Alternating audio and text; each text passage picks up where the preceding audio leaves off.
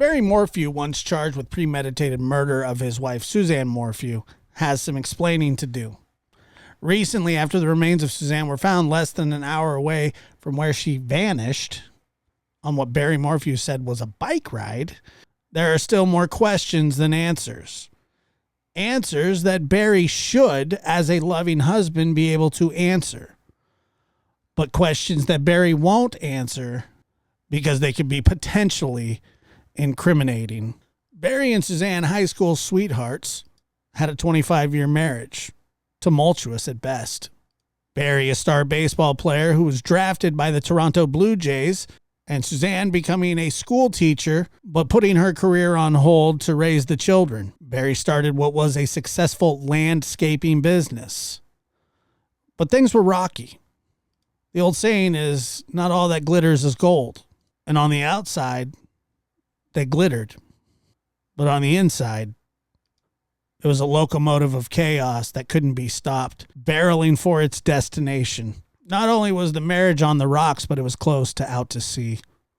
Barry didn't believe in divorce. He thought that marriage was for life. While at least you're both alive.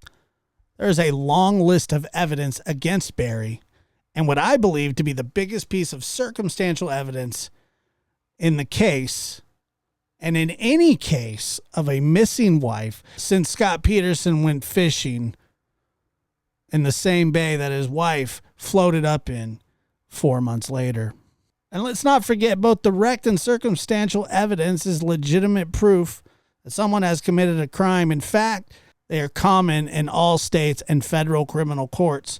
It is a fact that somebody could be convicted of a crime based on only circumstantial evidence. One of the biggest arguments for defense attorneys or supporters of a guilty party is, quote, there is no DNA evidence. And while that might be true a lot of the time, circumstantial evidence is direct evidence of a fact from which a person may reasonably infer the existence or non-existence of another fact. Not being able to explain things away is detrimental to a defendant. While they don't have to answer the question, the jury may see that as suspicious. Missing time, deleted text messages, major discrepancies. Take this, for example. The scratches to Barry's hands and upper arms. Undersheriff Andy Rorick told how Barry was interviewed and photographed on May 13th, 3 days after Suzanne vanished. The photos show barely healed cuts to both Barry's arms and what Ronick described as fingernail marks to his upper left arm. Barry claims that he got him from a tree while searching for his wife. Not to mention the tranquilizer dart found in the dryer. That's right, an empty tranquilizer dart was found in the dryer of the home, along with a pair of khaki shorts. Barry was caught on security footage in khaki shorts on May 9th. He claimed he had the darts to tranquilize deer in order to cut their horns, but no horns were ever found at the home. A bullet by the bed. It was testified that a .22 caliber round was found on the floor of Suzanne Morphew's bedroom next to her side of the bed. Barry just happens to own a .22 caliber pistol, which he claims he uses to shoot chipmunks. There was a damaged door. There were cracks in the door of the master's suite at the Morphew's home where Suzanne and Barry slept. He said he spoke to the former owners who said there was no damage to the door when they sold the Morphews the home. Rory said based on his police experience, the door appeared to have been battered down. Missing 15 minutes on the morning of May 10th, data from Barry's truck shows that the door was opened 7 times between 3:25 and 3:49 a.m. And at 5 a.m., the truck left the Morphew home and was picked up on camera in Poncha Springs at 5:14 a.m. as he drove to Broomfield for a job. But Barry admitted in an interview that he first made a detour that took him close to this remote Garfield mine after allegedly seeing a herd of elk. Police believe he was doing something else. Barry learned his wife, Suzanne, had been having a 2-year affair with one of her high school classmates, Jeff Leiber.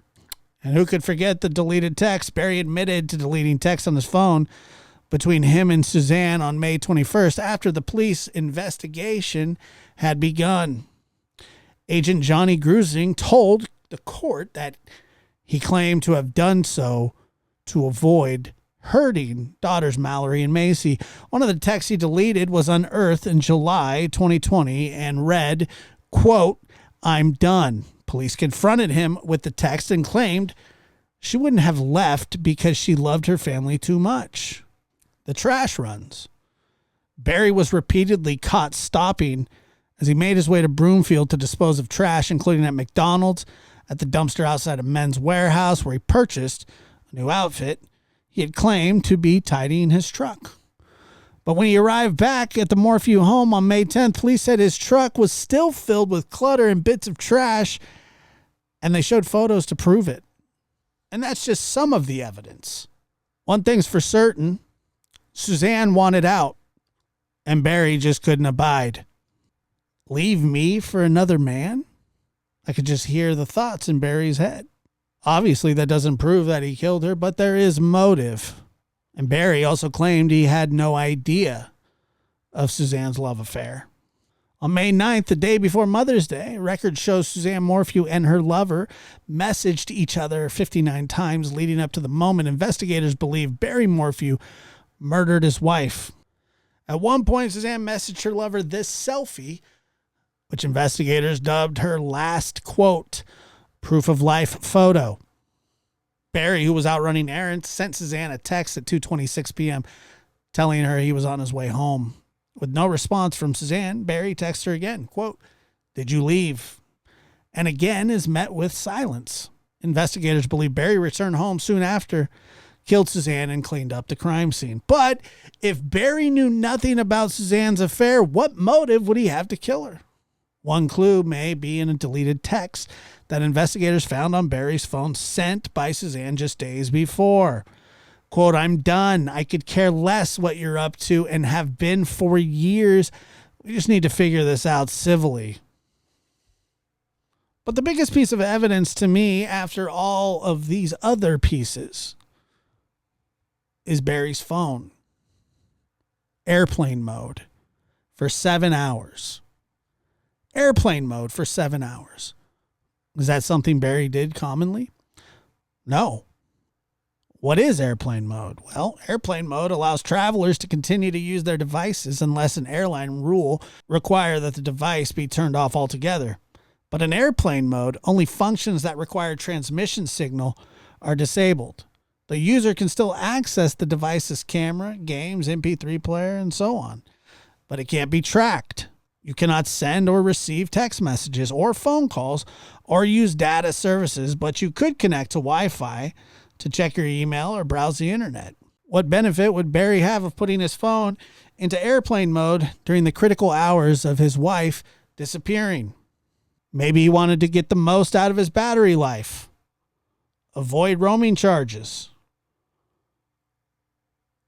reduce distractions, sleep without interruptions, or prevent tracking. If you use your location services and don't want someone to be able to see the location of your phone, turn on airplane mode before traveling there. Airplane mode won't notify contacts that you've stopped sharing your location. Rather, it will display your last known location before turning the setting on, or won't display your location at all. Airplane mode will cut the ability to contact you for a bit. So with just some of the reasons listed, what reason would Barry have to put his phone into airplane mode? Is it something that he commonly did? If Barry would put his phone into airplane mode commonly, well, that could explain it. And if he didn't, then it could mean that he didn't want to be tracked. 7 hours of airplane mode during the critical hours of your wife going missing is circumstantial evidence that to me is damning. It's no wonder that Barry was indicted for murder, tampering with physical evidence, and attempting to influence a public servant in connection with his wife, Suzanne Morphew's death. Airplane mode. during the critical hours of your wife going missing. Signs of a struggle, defensive wounds, random dumpster stops, even though your car is still dirty, deleted texts, missing wife, airplane mode, the same time that she goes missing. Thank you for listening. I'm your host, Joshua Diaz, and this is The Lab. Please like, share, and subscribe if you enjoyed this video.